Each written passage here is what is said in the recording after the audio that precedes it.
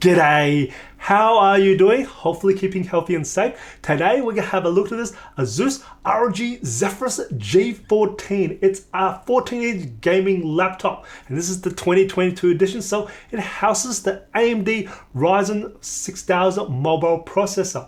Now we'll be looking at the temperatures and fan as well as some of the features of this gaming laptop, and as always I will be putting timestamps along this video so you can skip to a different section that you may be interested to save you time. Let's start off with the configurations. Now with the processor, as I said before, is the AMD Ryzen 6000 mobile processor. You can get the Ryzen 7 6800HS processor or the Ryzen 9 6900HS processor. Now HS means is the performance processor. Absolutely fantastic. With the memory, it has a maximum capacity of 32 gigs. Now there is up to a maximum capacity of 16 gigs that's soldered to the system board, and then you got one SolDIMM slot which can take up to a maximum capacity of 16 gigs, making a total of 32 gigs. It's got one slot of M.2 for the storage. With the discrete graphics, it can be either the Radeon RX 6700S or the RX 6800S. Both are very good graphics and are very power efficient as well. There are two types of displays you can choose for the G14. There is the Full HD Plus and there's also the Quad HD Plus. Both have the aspect ratio of 16:10 and both have a matte finish to the display. And with the Full HD Plus, it does have a refresh rate of 144 Hz, and the Quad HD Plus has 120 Hz refresh rate. Both have a response time of 3 milliseconds. The Quad HD Plus display, I managed to measure a maximum of 524 nits of brightness or candela per square inch for the maximum brightness setting. When I measured the color gamut coverage of the Quad HD Plus display, it resulted with 99.8% sRGB coverage, 84% Adobe RGB coverage, and 97.2% DCI-P3 coverage. This is actually quite high for a gaming display. It actually makes it a good all-rounded display. It's good to see Asus has put a fantastic display, and you can actually use this display to actually do photo and video editing. When I test the Quad HD Plus display in direct sunlight, I didn't have any issues at all, especially with being 500 nits brightness and the matte finish. I had no problems at all consuming multimedia and also working on documents. Absolute gorgeous display. I also didn't find much light leak around the edges for the Quad HD display. As for the temperatures and fan noise of the G14, when I took my measurements, my ambient temperature was 20 degrees Celsius. And the ambient room noise was 35 decibels. Now, before we get started, just to give you a reference point, your average hand at 20 degrees Celsius is anywhere between 33 to 34 degrees Celsius. So hopefully it gives you an idea how hot or how cool this laptop could be. So I took my base measurement when the computer was idle, and the hottest area on the keyboard measured a maximum of 35 degrees Celsius. And as for the fan noise, stayed at 35 decibels, so it's practically silent.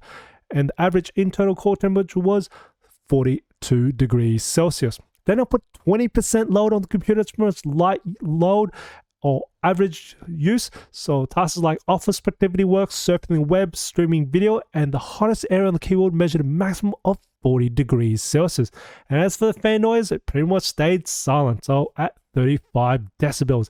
The average internal core temperature was 58 degrees Celsius. Then I put 50% load on the computer, and the hottest area on the keyboard measured a maximum of 41 degrees Celsius. As for the fan noise, it still stayed practically silent at 35 decibels. Average internal core temperature was 61 degrees Celsius, so the fan hasn't really moved that much. Then I put 100% load in performance mode, and the hottest area on the computer measured a maximum of 48 degrees Celsius. And as for the fan noise, we start to see it spin up to a maximum of 44 decibels. And the average internal core temperature was 92 degrees Celsius. Then I'll put the computer in turbo mode with 100% load, and the hottest area on the keyboard measured a maximum of 46 degrees Celsius. As for the fan noise, spun up all the way up to a maximum of 50 decibels, and the average internal core temperature was 96 degrees Celsius. I also measured the bottom back cover at turbo mode, and the hottest area on the back cover was 46 degrees Celsius as well. And of course, the fan noise stayed at 50 decibels. looking at the results of the temperatures, it may sound high compared to other computers, but that's because it doesn't really spin its fan up until you put about 70% or more load on the computer. But you can also override the fan by putting it into performance mode, and then it will spin its fan up. Also, looking at the thermal images, you find that most of the heat is located above the spacebar and the B key is, and you don't normally touch those keys for very long. So you can actually still game and type on this computer while it's in a lot of load or gaming. So that's absolutely great to see. I do want to make a special mention about the exhaust. Now, just like the Zephyrus G15, which I've reviewed. Now, if you haven't checked that review, I'll put a link in the description below. But the G14 has the same, has a big gap between the exhaust and the display. Now, I really like the fact that it's actually got a nice gap between, because you don't have the display blocking the exhaust path for the airflow to actually escape. So I like the fact that it does this, and you'll see it's actually quite, especially when it's in 180 degrees, but even when you're mostly working on anywhere, I'd say anywhere between 100 degrees or 120, that exhaust is easily airflow to actually come out of the hot air for the laptop. So I really like the design of that, and even if it's in dock mode, you can see that is a very free-flowing design for the exhaust, and absolutely fantastic. Love it.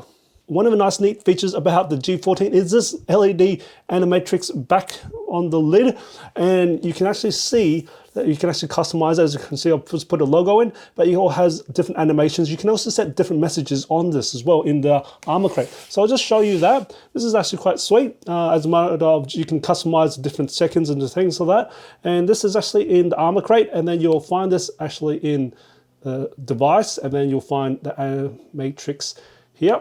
And at the moment, I'm just going to check into, so in animation mode, we can put in system mode here, where you can actually customize different, just little notifications. I'm just going to put a clock and probably the date, so I can actually see that. And you actually, I'll just apply that effect here. And if I just turn this around, and you can see that as well. Now, that's pretty sweet. You can also have it on sleep mode as well, and it does boot up. So you can also turn this off as well too. But it's just nice to actually have these nice little messages when you have the lid on. It just gives that nice little customization. I think that's pretty sweet on what this animatrix. Definitely love this nice, cool feature.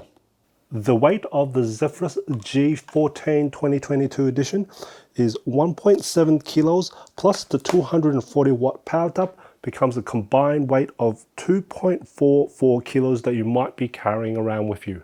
The G14 comes with a 76 watt hour battery, and I managed to get 9 hours and 18 minutes for the modern office battery life test in PC Mark 10, 50 minutes for gaming, and 9 hours and 31 minutes for video playback.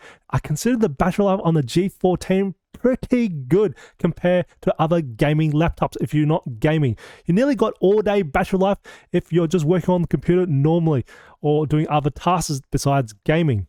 This is a recording from the 720p webcam from the G14 2022 edition. This is the video and audio unedited, so you can hear and see what the quality of the webcam is like. It'd be nice if Asus actually provide us a 1080p option for the webcam for those who want high quality video for content creation or video conferences. Would be fantastic. Now, as always, I've got two types of lights currently turned on. I've got my one studio light turned on, and also the download room is turned on for ambience. Now I'm going to turn off my one studio light off, and the two downlights in front of me is a bit far away, so there's not much light hitting on my face. So this is what I consider a dark environment. If you're in an office environment, you should have much more light than what I'm currently at. I'm going to turn on my one studio light back on. You'll see this adjust. It's a little bit slow on the adjustment for the light change, as you can see. And of course, you should get better quality picture for better quality light. And I definitely love to hear what your thoughts of this webcam. You can put a comment below, but this is probably an area that Asus can probably improve on, is the AI system on the webcam, or just also the webcam quality as well. The G14 has 4 speakers in total. There are 2 located above the keyboard and also 2 below on the bottom and on either side of the laptop. When I tested out the maximum volume of speakers, it managed to measure it in a peak of 82.8 decibels. I consider these, compared to other laptops, on the upper quiet end. I do know that this is a gaming laptop and you still have no issues listening in an outdoor environment, but still it'd be nice to have a little bit more louder in volume. So this is an area that Asus could improve on. Now, as for the sound quality of the speakers, we've got quite a bit of bass and it does get quite low frequency as well. So that's definitely a nice good winner. We have very well balanced speakers for even the bass, mids and highs, very well balanced. And we've got fantastic clarity and no distortion when the volume at its maximum peak. You can hear the speakers 360 degrees around the laptop, and also got very nice reverb. So as for the sound quality, it definitely is a good sounding speakers. As for the keyboard, it's your typical ROG key layout. We've got a nice tactile feel to each individual key. It's got good key travel distance and very responsive on the bounce back after depressing each key. We also have a very smooth surface to the key, and I'll consider these medium-sized keys and good spacing in between of the keys. So it's nice to type on and also work on. They are RGB backlit and there are 4 settings: off, low, medium and high. But I did find that even at the high setting, I just find the RGB lights weren't really that crazy bright. So this is an area that Asus can improve on, is make the highest setting of the RGB lights more brighter. It'll be absolutely fantastic. And as for the trackpad, we have a very large size trackpad for a 14-inch laptop. It is mechanical, and so it is hinged at the top and you can depress it at the bottom. And we've got a very smooth glass-like feel to the surface of the trackpad, and it's very responsive and also is multi-gesture as well. I didn't have any issues on accidentally depressing the trackpad while typing on the computer, considering how large this trackpad is. So no complaints on the trackpad. Let's have a look at the stability performance of the processor in the G14. This particular one's configured with a Ryzen 9 6900HS processor. Looking at the AMD website, it reports this processor has a maximum boost clock of 4.9 GHz and a base clock speed of 3.3 GHz. So in this test, we want to see it at 3.3 GHz or above. It also has a default TDP of 35 watts for this processor. Now I've got this computer connected to mains power and set to turbo profile in the Asus Armor Crate for the best possible performance we can get. And I've got a lot of load for running over 10.5 hours. So that's the processor, memory, storage, and also the discrete graphics running on quite a lot of load, especially if the processor is running 100% load. And I can see the processor speed is anywhere between 4 to 4.2 gigahertz. That is way above the base clock speed, which is good to see. And we're getting closer to the maximum turbo boost, but we're still running quite a lot of load, especially considering that we also have the discrete graphics running on load, which produce quite a bit of heat as well.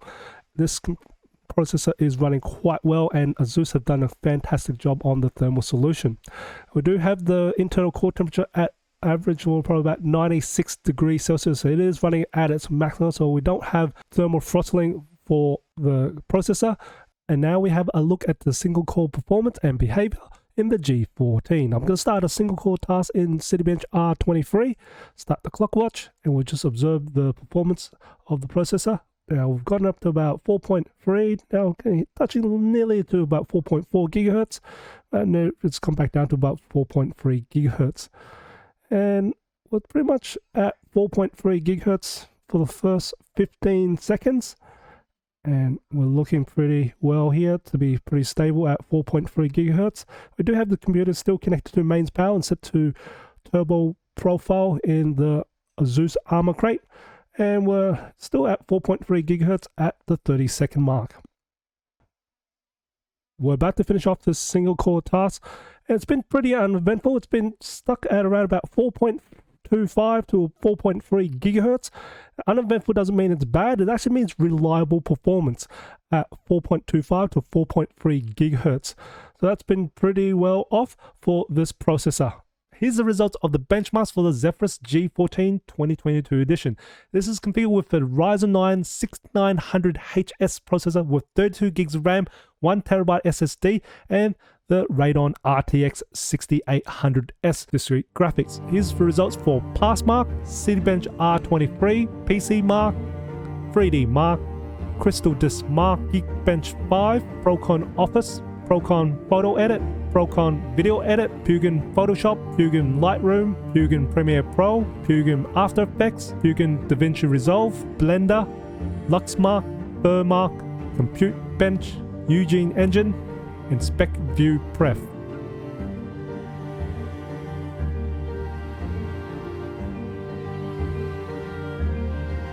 And some gaming benchmark like Assassin's Creed Valhalla, Far Cry New Dawn, Far Cry 6, and F1 2021. Let's have a look at the internals. First off, you need to unscrew the 11 Phillips head screws. Good to see them using Phillips head screws. That's easy screwdriver to get. After that, just got to pry it open. Now, I would probably suggest it from this sort of corner here, pry it from down here, then you should actually just go across and then lift it up, even on one side. It's actually quite easy itself. I'll just put on doing this to speed up time. And we've got the 76 watt hour battery on the bottom, and you see the connector on the right hand side top here. And then on the left of this is the one slow dim slot for the RAM memory, so you can upgrade it later or just exchange it around, so that's good to see. And then on the left hand side of it is the M.2, which is 2280 format, so that's your SSD. And that's pretty much all there is to upgrade. Now just above here you can see that we've got a big nice heat sink, and it is a vapor chamber as well too. So we've got the discrete graphics living under here, and then the processor lives right under here. Overall, the Asus ROG Zephyrus G14 has a stealthy look to it, yet also could be flashy at the same time if you want it to be. It's got those RGB lights and also this nice, neat, cool feature of this LED lid, which you can customize for messages or other things. Absolute fantastic. It's a really cool feature I've never seen before. And we have absolute very fantastic performance and also very stable performance coming out of the G14, and also I can say has a very nice port selection and also an absolute fantastic display, which is a good all-rounder display even for gaming, and also productivity work as well. And we've got a good keyboard and trackpad and a very good solid build construction as well. Definitely can easily recommend the G14 2022 edition. Now I hope you find this video informative or enjoyed. If you did, even support my channel, smash that like button for me. It does help me out. And if you haven't already subscribed to my channel, by hitting that subscribe button screen, I do try to upload a new video every week. And if you want to support me, if fellows have membership by clicking that join button right next to the subscribe button. Try to do a little bit extra for those guys. And as always, imperfections in life makes it beautiful and interesting. And I'll see you next video.